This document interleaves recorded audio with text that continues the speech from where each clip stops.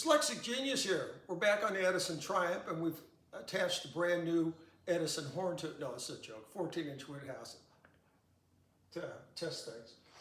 We've got it all done.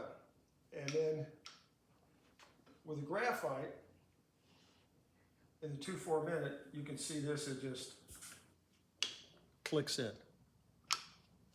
Hear this? Perfectly. And it's locking in to the two little slots in the shaft perfectly. And you just turn that, and it'll go into first gear. So you put it into first gear.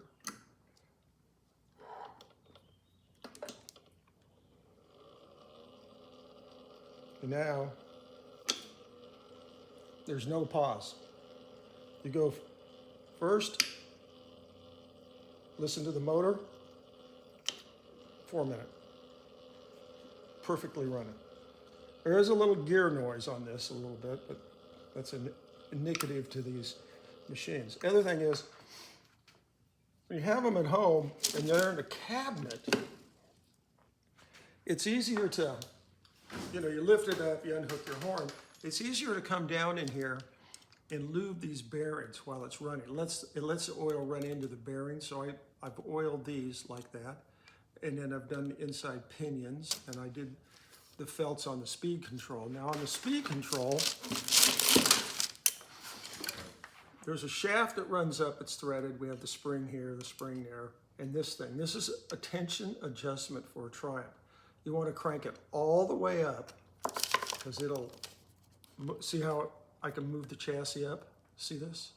So you're going to have to crank this up, build your belt and set it right, and then undo this. Edison's belts like to run a little bit tighter, and because the Triumph does not have an idler wheel like a Homer or a Standard, maybe a Fireside, that's the way you do it. And I always run them a little tighter. You can tell it's loose if you look up here on the top. See how this, it should be like that, not like that, but tight like that, and helps it grab.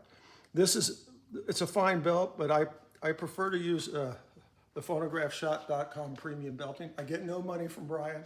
I'm just telling you where to go get the best belting material. And before you make them and you cut them, you want to stretch them out a little, because it has a little bit of elasticity in the leather, and it works a lot better. But the motor's running fine. It will play through 4 minutes.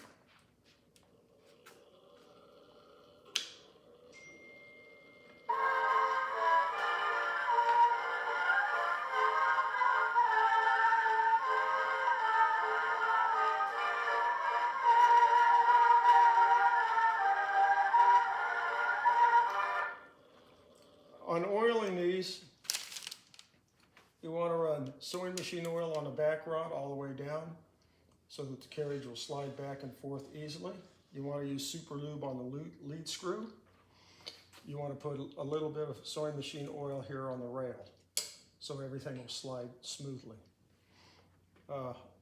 When the machine's running, when you have the Triumph running, you want to have it running when you drop the oil into the oil hole. This will help get it through all the parts of the new bearing.